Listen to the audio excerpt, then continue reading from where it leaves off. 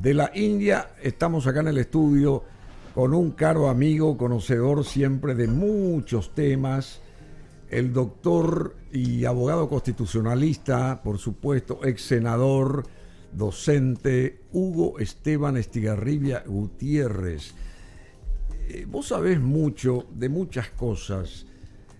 Fuiste senador, evidentemente, fuiste constitucionalista.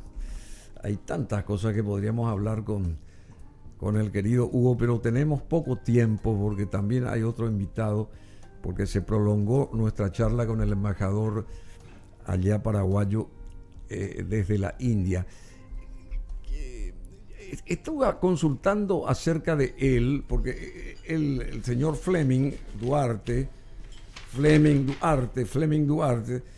es concurrente en un montón de sitios, no solamente de lugares, de países, no solamente en Nueva Delhi, en la India, inclusive en Nepal, Tailandia, qué sé yo, nombró 4 o 5 países concurrentes.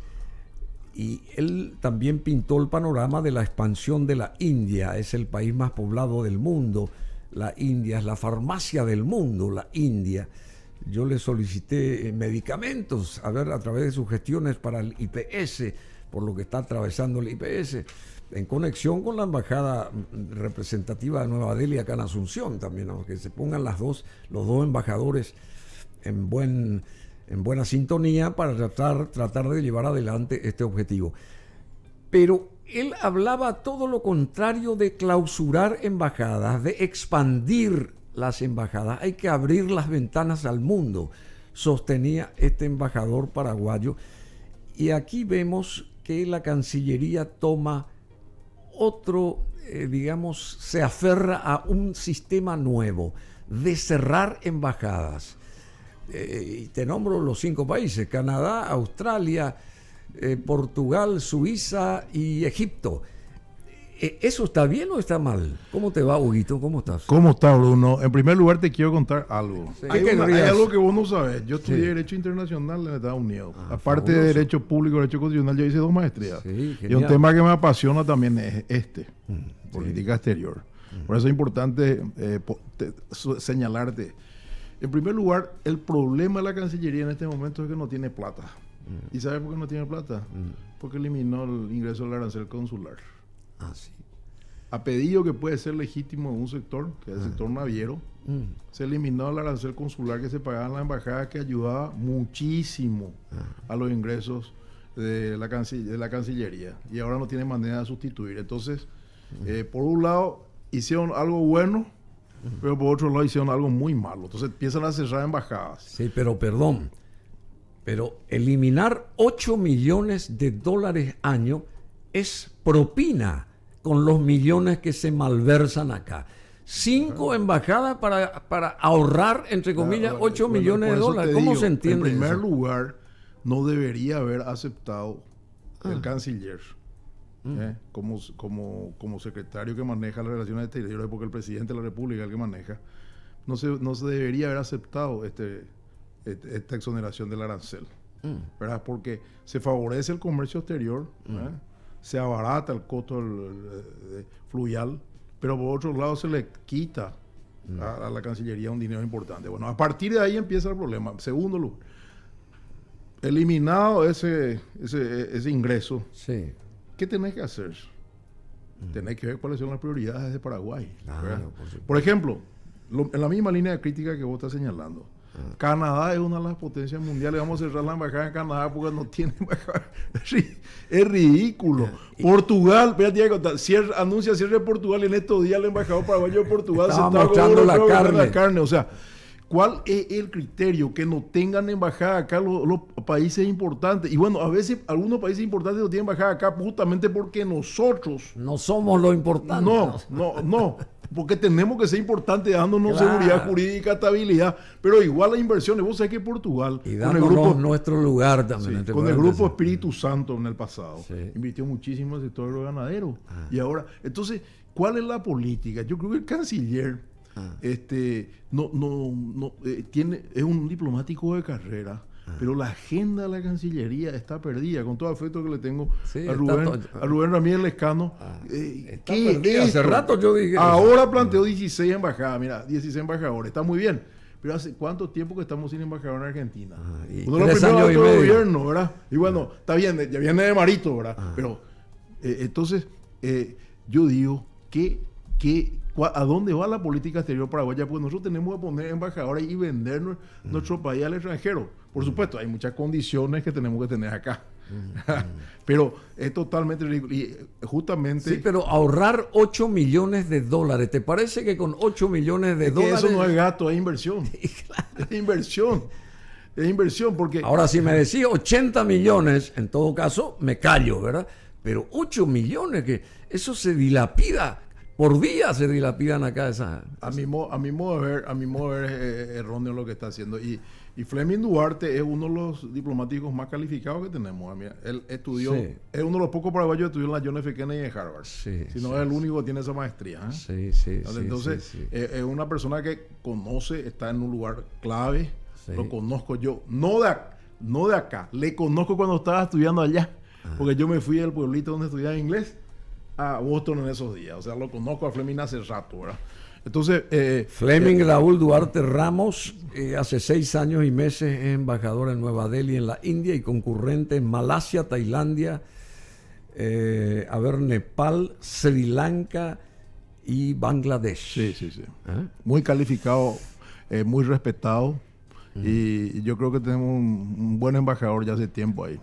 Bueno, decime, y ya que estás hablando de esto de las relaciones internacionales, ¿qué le pasa a este presidente joven Noboa que entró con todo el boato y ahora sus Fuerzas Armadas asaltaron, entre comillas, la Embajada de México en Quito? ¿Qué es esto? ¿Cómo se describe una cosa así? Yo veo el costo de la juventud y la inexperiencia política y administrativa, ¿verdad? 36 años creo que tiene, 37, ¿verdad? Sí. Primero, yo creo que las relaciones exteriores no se manejan con un tinte ideológico. Sí, en este caso yo creo que es un desquite ideológico contra el gobierno de México. En términos generales te hablo. Después bajemos a lo particular. El Laja está condenado con sentencia firme ejecutoriada, pero ya estaba en la embajada hace tiempo y ahora le concede el asilo México. Jorge Glass. Jorge Glass es vicepresidente de Ecuador. Yo conozco que al parecer es muy amigo de Correa. Cuando vos me estás hablando de un país que conozco muy bien. Yo fui 2 veces observador de la OEA en elecciones en Ecuador. La última donde se le eligió a Lenín Moreno y vicepresidente a Glass. Qué fabuloso. El propio Moreno impulsó la investigación de su vicepresidente. Y ahora es condenado. Y Moreno yo creo que está acá en Asunción. Moreno está acá en Asunción. Moreno está acá, creo yo. Bueno, el propio Moreno lo tuvo que aceptar en su chapa presidencial a Glass. A pedido del anterior presidente, que era Correa. No sé si vos sabés eso. Sí, claro. Bueno, por eso te dije, es un impuesto. Amigo de Correa. Es un impuesto. Bueno, después le cayó la justicia encima. Le condena. ¿Qué pasa? Él se asiló. Mira que podemos hablar los paraguayos del tema asilo. Acordate que lo tuvimos a Artigas acá. No, lo y tuvimos a Perón, a Perón. Y quiero recordar el caso de Perón. Que Perón, desde la embajada paraguaya en Buenos Aires hasta la Cañonera, que fue en auto con bandera paraguaya. Sí, por supuesto. O sea, respetó a Argentina a pesar de que lo quería reventar a Perón en ese momento el nuevo gobierno argentino. Respetó el derecho a asilo. Con una lluvia tenebrosa. Lo mismo Rodríguez de Francia, imagínate, lo tuvo acá, a Artigas. Por 30 años. Exacto. Entonces, te quiero contar qué sucede con el asilo. ¿De dónde se agarra Noboa? Es que ya estaba condenado con condena firme ejecutoriada, pero ya estaba asilado. Si vos, gobierno de un país, quiere evitar que un personaje determinado, condenado, entre a una embajada, tenés que evitar que entre a la embajada o que entre al auto del embajador o lo que sea. Y no pudieron evitar eso. Una vez que entró, tiene ya la protección diplomática. Y el caso de Ecuador, con Assange, En Londres, en la embajada de Ecuador lo tuvo Assange, ¿cuánto tiempo? Muchísimo. Bueno, resulta ¿Y que... cómo rompe ahora ese esquema el gobierno del Ecuador? Está el convenio de relaciones diplomáticas, que es un anexo a la Convención de Viena, que establece la inviolabilidad de los recintos diplomáticos. Inviolabilidad. Es inviolable. Entonces él rompió esto. Por eso todos los gobiernos de derecha e izquierda, todos se tiran en contra. La OEA, cuando se reúna, le va a salir en contra. O sea, se compró un problema diplomático ridículamente Ecuador, cuando luego ya tiene problemas institucionales Ecuador. Este presidente está completando nomás el mandato del anterior. Sí, entonces, 1 año y 4 meses, no sé qué. Entonces es un lío diplomático que se crea en las Américas, pero con repercusión internacional, ¿verdad? Y sobre todo le viene bien a AMLO en este momento también, porque su candidata está en campaña electoral. Anoche estuve siguiendo yo el debate presidencial de México, no sé si seguiste vos. Sí. Entonces el nacionalismo, en estos casos, acordate de la guerra de las Malvinas de Galtieri, ¿verdad? Sí, claro. El nacionalismo une al país. Una barbaridad como esta les une. Ahora, también hay una realidad. El gobierno de AMLO se está caracterizando por proteger a personas de izquierda que tienen problemas judiciales. AMLO, ¿verdad? Sí, López Obrador, pero uno no justifica lo otro. O sea, en temas diplomáticos debemos respetar. Bueno, el derecho internacional. Y México cierra de forma indefinida su embajada en Ecuador y suspende sus servicios consulares. Reiteramos, México cierra de forma indefinida su embajada en Ecuador y suspende sus servicios consulares. Y por otro lado, Jorge Glass, el ex vicepresidente y alfil de Rafael Correa, que elevó crisis entre Ecuador y México, es uno de los hombres fuertes del gobierno de Ecuador, el ex vicepresidente Jorge Glass, durante el mandato de Rafael Correa, vuelve a estar detenido como lo ha estado mayor parte de los más de 6 años que han pasado desde que dejó el cargo, involucrado en condenas e imputaciones de corrupción que él denuncia como una persecución política y lawfare. Su última detención ocurría en la noche de este viernes, que llevó a México a romper las relaciones diplomáticas con Ecuador después de que el gobierno del presidente Daniel Noboa irrumpiera en la embajada mexicana en Quito para capturar a Glass.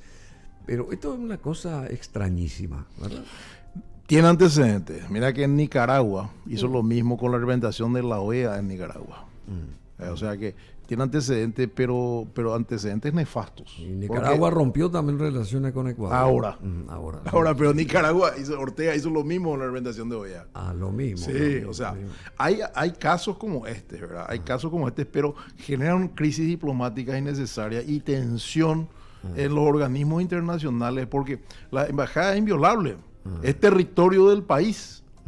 Entonces, imagínate, incluso el vehículo del embajador es territorio del país. El propio vehículo. El vehículo del embajador. Por eso está la chapa esa. Claro, el vehículo del embajador. Te estoy citando el caso de la cañonera Paraguay, porque el vehículo y la cañonera. Perón estuvo, creo que en la valijera, una cosa así. No me acuerdo, el detalle no tengo. Sé que Martino fue el que le trasladó. Era el oficial de Marina que después fue comandante de la Armada.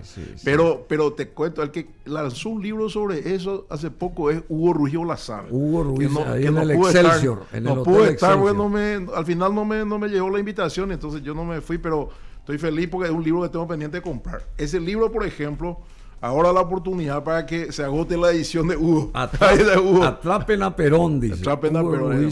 Y bueno, ahí está cómo se respetó el vehículo y la cañonera. Ahí está. Justamente, en un caso similar, Argentina hizo lo correcto.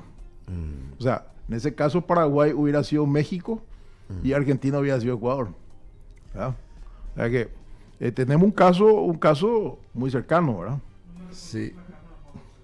Hugo Ruiz Olazar, parece que no anda esta cámara, ¿verdad?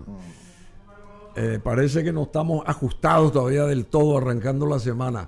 Bueno, ¿y cómo se zanja esta historia? ¿Cómo se avanza, digamos? ¿Cómo se depura? No sé qué decir. Ahora viene un trabajo muy delicado que van a tener que hacer la Cancillería. Porque la Cancillería a veces tienen que amortiguar las decisiones políticas del gobernante. Ya sé. Entonces entra el trabajo de... Acordate lo que tuvo que hacer Ramírez Lescano con este tema de la Unión Europea.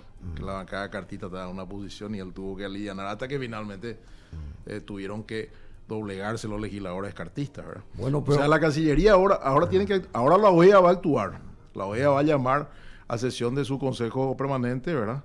A todos los cancilleres, y ahí van a hacer un pronunciamiento seguramente en contra de Ecuador, ¿verdad? Y ahí van a tener mecanismos de solución de crisis, ¿verdad? Pero tuvieron que irse en aviones presurosamente los diplomáticos mexicanos. Incluso ayer en el debate presidencial, los candidatos mexicanos, la candidata oficialista Claudia Sheinbaum le felicitó a los diplomáticos mexicanos por su tiempo. Sí, exactamente. O sea, ya tiene una utilización electoral inmediata por parte del oficialismo. Sí, eso yo me informé de eso, me informé de eso. Y por otro lado, yo creo que Noboa lo que quiso decir, darle una señal de que no va a permitir la impunidad. Porque acuérdate que Ecuador está hackeado por una situación muy particular, ¿verdad? Está hackeado por la delincuencia. Un candidato presidencial fue asesinado, Villavicencio. Después también hace poco un alcalde, tiene zonas copadas por narcotráfico, pues se trasladó parte del narcotráfico de Colombia a Ecuador. Una persona que te puede contar mucho, pero que no va a poder hablar tanto por su condición diplomática, es José Emilio Gorostiaga Peña, que es el embajador paraguayo en Ecuador. Pero, el hijo del profesor No, pero ahora ya no es más, me parece. Creo que sigue todavía. Sí, Tengo entendido que está. Me parece que no sé, pero te cuento nomás que yo conozco bastante de Ecuador. Pero no quiere hablar, porque yo quise hablar con él cuando era embajador y como que es muy reacio, no sé. La verdad que es muy difícil para el que está en misión en el país, como en este caso, hablar de esto. Pero vos sabés que Ecuador tiene muchos vínculos con Paraguay. Sabes, si uno de los diplomáticos ecuatorianos más importantes, Paredes, estuvo casado con una señora Brewer. Sí, claro. Cuya hija, una está casada con el amigo Christian Heisig y la otra era la esposa de Carlos Mateo Almeida. O sea, tenemos muchos vínculos. Fabián Alarcón también, que fue presidente de Ecuador.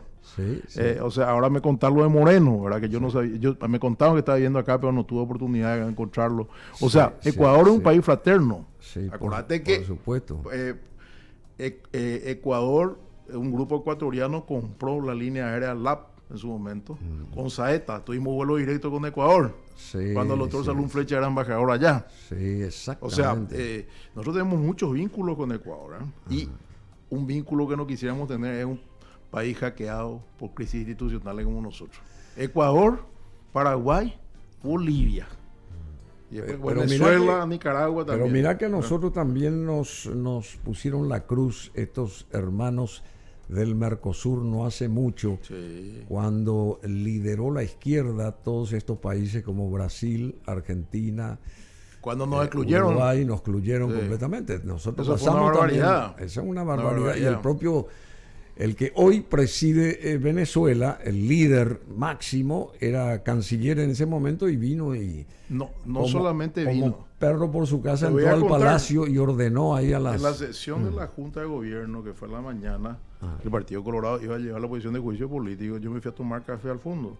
Y vino Maduro al lado mío y me dijo, ¿cómo le hacen a la cigarrilla? Como si me conocía de toda la vida, Maduro, te estoy hablando. Sí, claro. Y bien, le dije yo, tranquilo, ahora voy a hablar en nombre de la bancada. Pues yo le explicamos a los cancilleres la posición de juicio político, que era natural, nosotros éramos opositores.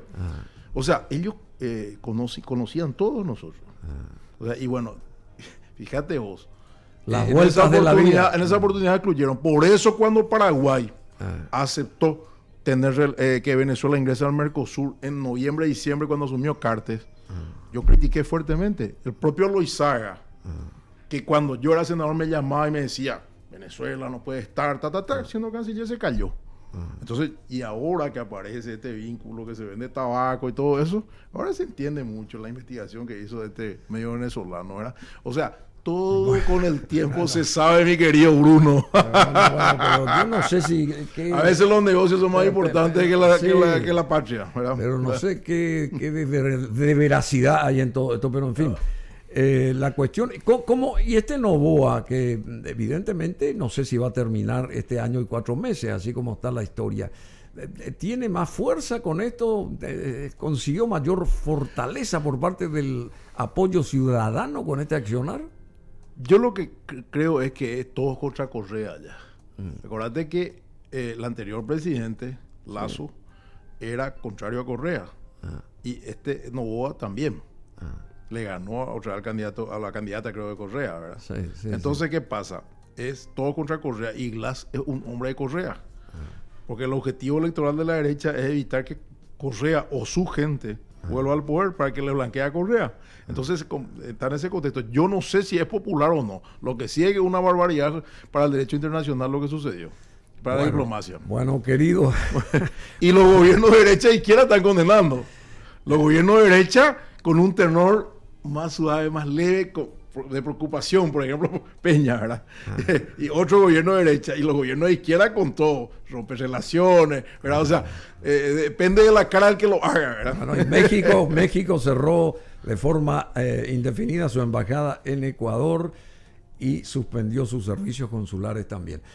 Vamos a un tema musical, te agradecemos, Huguito. Un placer, un gusto. Está acá el tocar una arista que mucha gente no conoce de mi estudio, ¿verdad? De mi preparación. No, pero tenés que venir, después vamos a hablar, porque ¿cómo no? Quedó así latente eso del cierre de embajada. A mí no me cierra esta historia. Mira, yo creo que hay que establecer prioridades en nuestra política exterior y determinar dentro de esas prioridades qué embajadas mantener y cuáles cerrar en todo caso. Pero cerrar así de golpe en potencias mundiales con las cuales necesitamos nosotros tener. Si la carne estaba ingresando en Estados Unidos y el siguiente mercado iba a ser Canadá, por ejemplo. A Julio Duarte, que es embajador ahí, está promocionando la carne y le cierran la embajada. Ahora va a Costa Rica, tema de derechos humanos. Entonces, y o sea, ¿cómo es el tema? Cerrar la embajada a la par que vender la carne, ¿cómo es el tema? Entonces, son cosas que tener. Y cuidado, Portugal tuvo inversiones importantes en Paraguay, creo que las mantiene hasta ahora el Grupo Espíritu Santo y otros, ¿verdad?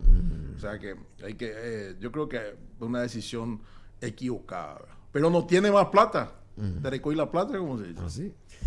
Bueno, y entonces que se cierre la Cancillería. No, pero lo que pasa es que... ¿Qué te parece si se cierra la Cancillería? Si no tenés plata, pues vos sabés dónde tenés que gastar y dónde tenés que... Si no tiene una hoja de ruta firme, que cierre nomás la Cancillería hasta que se reorganice alguna vez. ¿No te parece?